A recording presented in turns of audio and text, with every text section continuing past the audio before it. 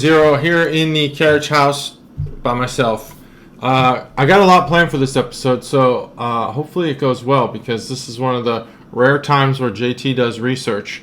I'm going to have one beer, I'll rate it, but I want to talk about some cool stuff. Matt's off doing Matt things, saving the world. Probably going to be running mate for somebody, for president. He'll probably be the VP. It seems like everybody who's a veteran is a VP these days. So my ticket's coming. I'm sure Matt's is probably here. That's probably what he's off doing. Figure it out. But yeah, thanks for joining today. Hopefully you like the episodes where it's just me. We're gonna learn some things today. But we'll break into the beer today. I got Bhramari Brewing Company, who is out of business according to Untapped. This is Haunted Graffiti. It is a double dry hopped multi-grain farmhouse.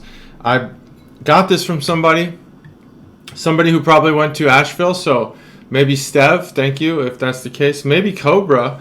I don't remember, and I'll tell you why. So let's break this thing open. It's been in my fridge for a while, and I'll tell you why it's been in my fridge for a while. A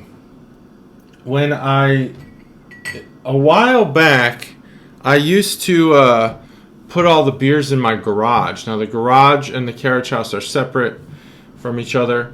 The garage is underneath. It has its own entrance, and then the carriage house is above. That has its own entrance. So here we go. Let's go ahead and start looking at this beer here. Ooh, that's foamy. So this has been in my fridge for a while because I stopped doing that, and then I hadn't checked that fridge for quite a long time.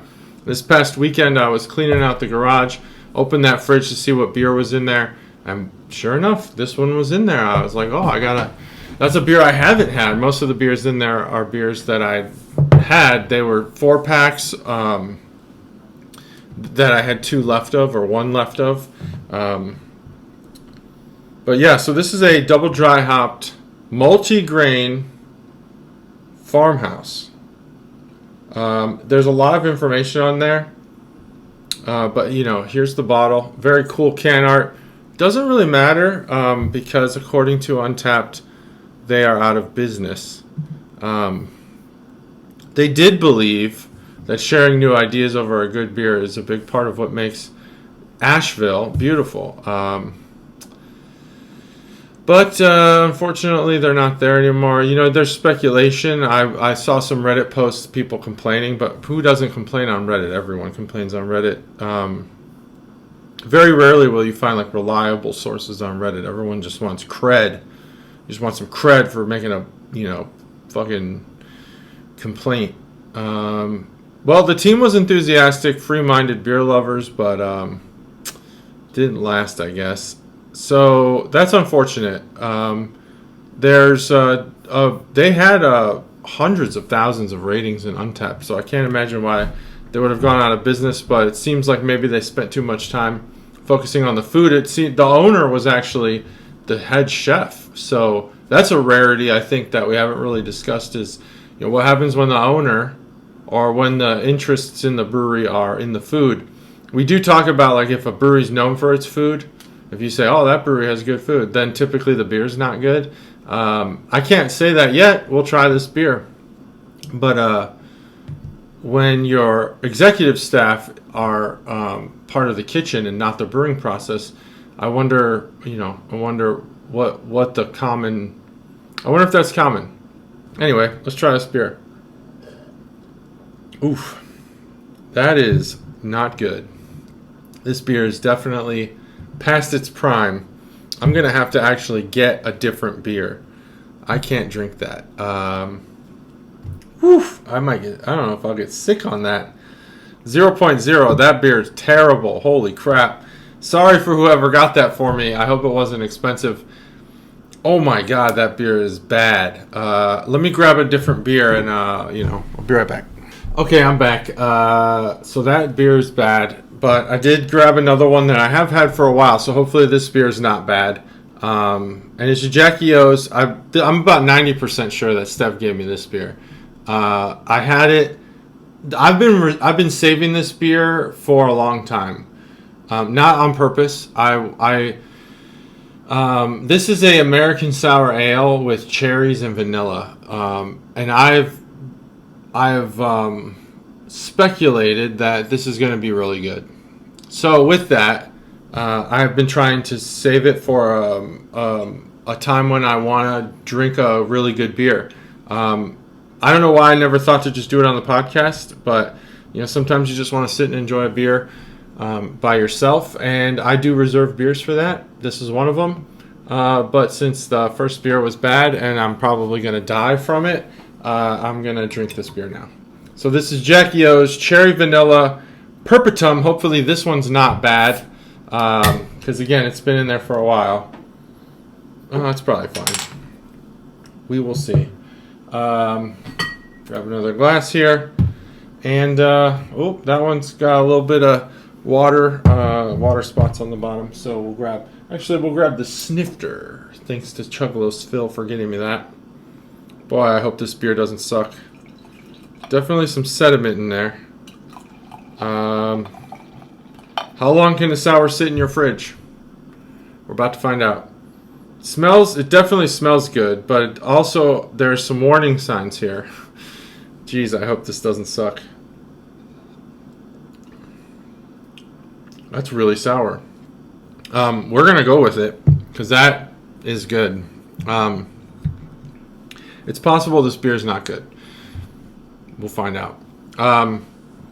So that was fun. So I want to talk about hops. We don't need to talk about Jackie O's. Everyone knows who they are, what they do. This is a special edition, the Perpetum. It's got artwork by Katie Schlacker, JackieO's.com, Athens, Ohio. There's the can art there. Bottle art, can art, really nice. Got that foil. It's kind of like a what would that be? What style that is? It's kind of like a faux paisley. I think this beer's so good. Boy, it's sour. It is perfectly sour, actually. It tastes like a vanilla popsicle, like as if basically a cherry vanilla popsicle. If the cherry was super sour, super sweet, and there was just like this underlying vanilla, maybe like some of those popsicles are like a vanilla cream covered popsicle. Very rare. Mostly you find chocolate, but they exist out there. Those fruit ones. But let's talk a little bit. Let's learn something today. Let's talk about hops. Matt and I talk about this often. Matt knows a lot of information, but we don't really go into the details. We've talked about the alpha acids. We've talked about the iso-alpha acids and how it contributes to the bitterness. But maybe you're interested in what is in a hop and what makes it work with beer. Well, I'll share this picture here. Hopefully it'll be here or maybe here. I don't know. From Stone. Stone has a hop anatomy picture. And there's really these four parts. It's the strig, the bacteoli or bacteol. I don't know if the last E is pronounced. The lupulin. I did look up how to pronounce that. Lupulin glands, and there's lupulin in there, and the bract, which I believe is the leaf. So what's happening there? What's happening with these hops? And there's a reason why I'm going to go into this, because there's some innovation happening, and I love innovation. It's my favorite thing in the world. So let's talk about. We're going to talk about that, but we should understand these first. With hops, it's really all about the alpha acids. So the alpha acids give it the bitterness, and so when you boil them, they turn into iso-alpha acids. This is science. And there's also beta acids in there, and those contribute to the aroma, but they don't last as long with boiling. So the bitterness units that we talk about, IBUs, is actually equal to 1 milligram of iso-alpha acid per liter of beer. There's a lot of essential oils and stuff that are going on here, but essentially what happens is, during the process of brewing the beer, the hops are added. And so I was really curious what are the things that are happening around hops that are innovative. Well, I didn't know this, but So a lot of the way that the hops interact with the beer and the hoppiness, the bitterness, it matters when you add the hops to the brewing process. Because those alpha acids, they actually get stronger, bit more bitter, the longer they boil. At least that's what I read from Stone's website. The beta acids, they dissipate as the boil happens. So, there's this balance that's happening. The longer you're there, the more bitter, but you lose a lot of the aroma. So how do you balance that out? Well, that's why you have so many different beers with the same hops. I always kind of approached it before today, really, is, okay, Cascade hops, we're going to get the same thing out of this beer. But really, the brewing process contributes a lot to that. So what about it? Well, I learned that if you are, I don't know if this ratio applies all the time, but when you add hops, a lot of they use the beer, they soak up a lot of the ingredients that you've already created. So yeah, a lot of that's water, but what happens is for every 10 pounds of hops that you add let me get this right.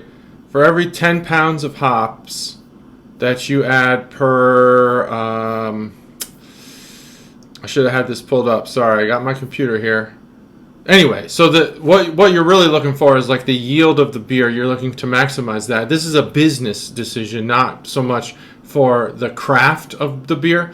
If you're not concerned about money, which businesses are, but maybe homebrewers aren't, it doesn't matter. You add the hops when you add the hops. They sit in there as long as they sit in there.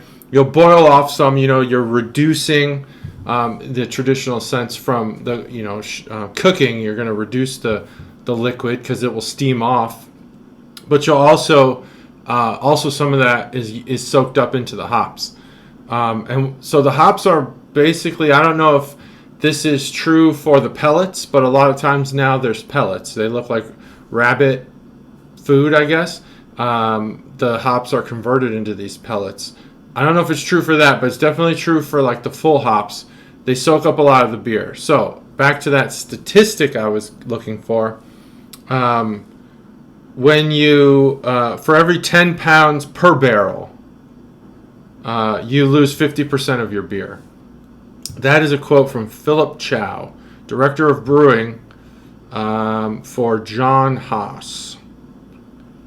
So that's a good quote. I did not know that. So, part of the reason why you would put an attention on when you would add those, not only just for the iso-alpha acids and the beta acids, the aroma and the flavor, but you want to maximize yield because you're a business and you're trying to make money. But what other ways can we maximize yield? So that's where innovation comes in. So you guys have probably heard about cryo hops. This beer is very good, by the way. I'm going to keep drinking it. Probably heard about cryogenically frozen in hop parts. So one of the things first is like you might pull off the leaf, and you'd have that center part has all the oils, the acids, everything that are important to the beer. You can concentrate those, and you can pelletize just that part.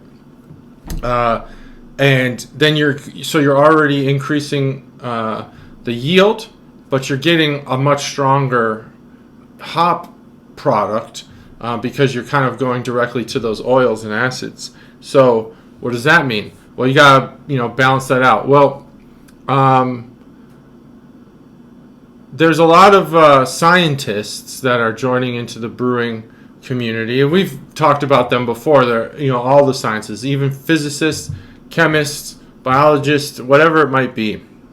You might have your botanist in here doing some of this stuff, but if you can cryogenically concentrate hops, so you would use you take the hop essentially. Let me just make sure I got all my facts straight because I don't want to be spitting. inaccuracies and stuff like that. So, so basically, suppliers are cryogenically freezing using liquid nitrogen. They're freezing the gland, that lupulin gland. They're freezing that. They compress it, turn it into pellets, and what it does is it gives you both. It can elevate the aroma and the flavor, so you're going to get like a hoppier beer. We've had cryo beers on the podcast. We've reviewed them, but we reviewed them without knowing really what all of that was all about. So now I kind of understand it. They're really it's kind of like a 2-for-1. You're isolating the interesting parts of the hop, taking the leaves off, but you're also cryogenically freezing it so that you're going to maximize the potential for the aroma and the flavor.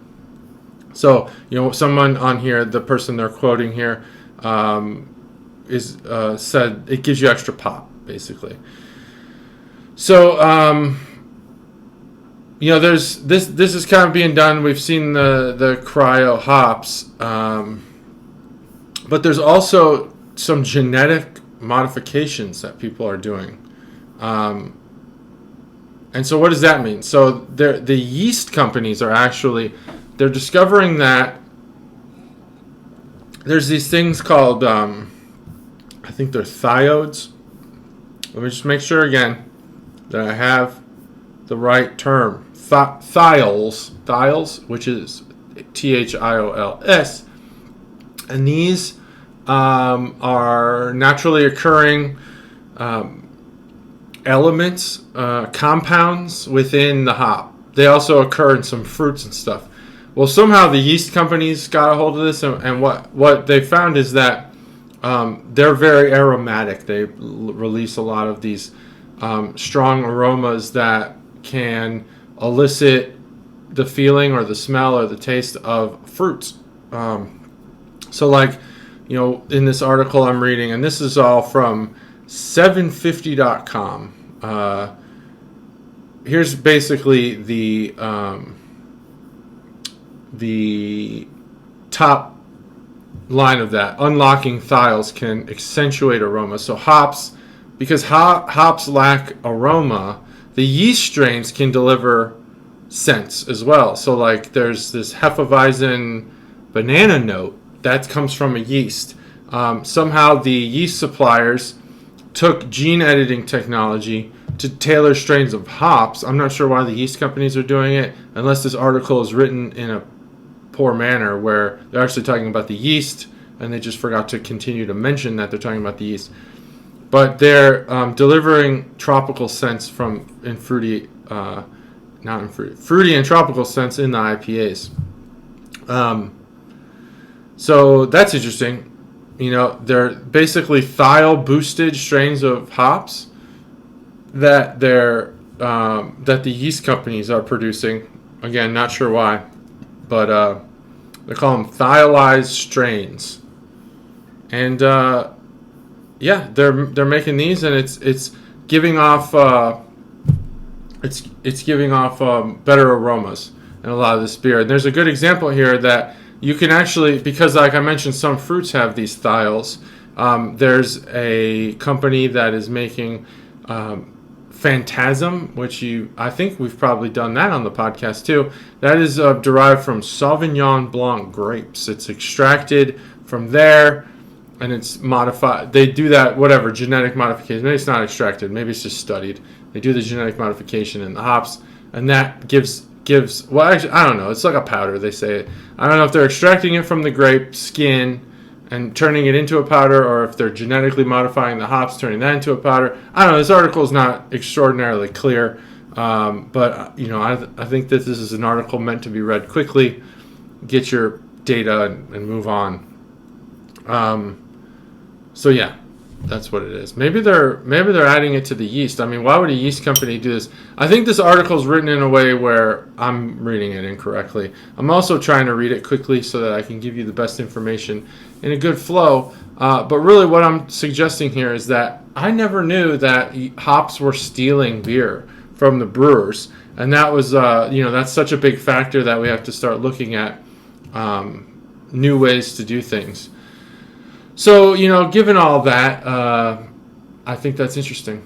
I think that's very interesting stuff. While I was doing this, I also looked into like how I've always had this interest in how things originated that aren't naturally occurring.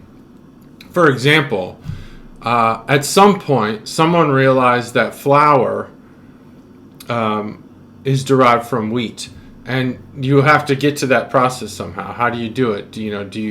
Did somebody just decide to pulverize wheat? I don't actually know how flour came to be, and how the cake came to be, and how bread came to be, and all these other things. I think accidentally is probably the answer. But how? It's really interesting. The same concept can be applied to beer. What exactly was happening when this process occurred? Because you have to have the yeast to ferment. Well, there's no fruit in beer, or at least originally there wasn't any fruit. So how are we fermenting the beer? Well, apparently this is I don't know if this is urban legend or if they're getting this from tablets and artifacts that they're finding. But like, how did they arrive at beer? Well, there was already a process in Mesopotamia to make cereal. Okay, we're talking about the Middle East. We're talking about like the Iran-Iraq region, the origins of humanity, the Garden of Eden, if you will. I believe the Garden of Eden, if you followed the Bible, would fall somewhere at the cross between the Euphrates and the Tigris River in Iraq, because it happens at the crossroads of crossroads at the crossing of two rivers. I think somebody told me that once. Well, I don't think somebody told me that once. Somebody told me that once. I know that for a fact. But I think that makes sense to me. So in that region, there was already a process for making cereal. And apparently there was, during some storms, or maybe there was someone dumped some water, or they brought water to the cereal. And then the cereal sat. The grains from the cereal and the water,